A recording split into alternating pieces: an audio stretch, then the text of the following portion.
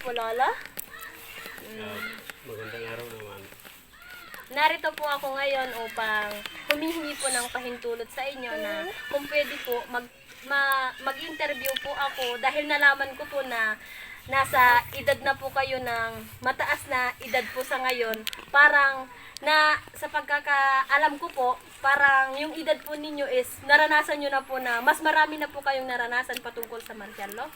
Okay lang po ba na mag-interview po ako or magtatanong po ako ng kahit ilang katanungan po patungkol po sa martial law? Okay lang naman. Ayan, kung pwede po. Nais ko po muna, Lolo, malaman ang inyong pangalan. Ano po, Lolo, ang inyong pangalan? At anong edad ka na po sa ngayon? Ako nga pala si tawagin nila akong Tatay Lito Diaz. Sa ngayon, edad ko ngayon ay halos umaabot na ng 65 ang edad ko. So napaka talagang sobrang nasa edad na po talaga kayo kaya hindi po lingid na naranasan nyo na po yung martial law. So, pwede na po ba tayong magsimula, Lolo, sa ating katanungan? Pwede. Sige po, ang unang tanong po na tatanungin ko po sa inyo, Lolo, sa pagkakaalam po ninyo, anong year po or anong taon po nagsimula ang martial law at ilang taon ka po nung naranasan mo ang martial law? Base doon sa edad ko noon, halos 18 ang edad ko noon. Kaya alam ko na lahat ang mga nangyari noong panahon ng martial law. So, anong taon po na nagsimula ang martial law? Bali ang nagsimula ang martial law noon simula nung 1971 hanggang 72. Halos umabot na nga ng line of 80 na. Napakakuan po pala. So, sino po ang nagpatupad ng martial law? Si dating presidente, si Ferdinand Marcos. Okay po. Nung naging pangulo po si Ferdinand Marcos po, senior, ano po yung mga nangyari nung siya'y pangulo sa ating Pilipinas? Ano po ang mga pinatupad niya? Base sa karanasan namin, mga katutubo ay halos ang mga katutubo noon ay halos natatakot nga dahil doon sa mga ginagawang hindi nire-respeto ang mga katutubo noon. At marami nga ang problema ang nangyari na hindi angkop doon sa amin. Nagkahirap-hirap ang mga katutubo. Hindi katulad noon ngayon na medyo pero noon talagang base doon sa aming karanasan talagang nagkahirap-hirap ang mga katutubo. So, may pagkakaiba na po ba noon hanggang ngayon yung martial law? Sa ngayon kasi iba na ngayon dahil kasi may na tayo. Ang nakita namin ng mga katutubo parang nasa na tayo, democratic ngayon.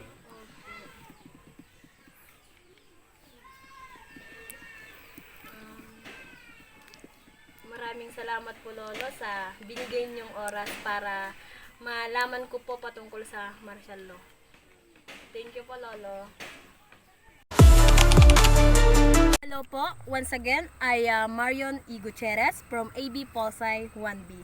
Ang naging reaction ko po at naging experience ko patungkol sa interview kanina kay Lolo na topic po namin is martial law.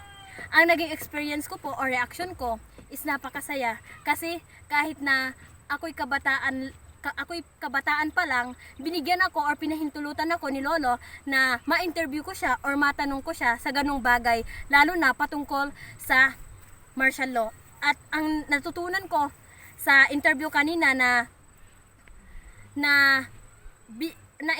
interview kanina na binigay sa akin ni Lolo or mga sagot na binigay sa akin ni Lolo patungkol sa martial law, ang natutunan ko is marami palang mga bagay or pagkakataon na kailangan maging aware ka, lalo na sa mga past.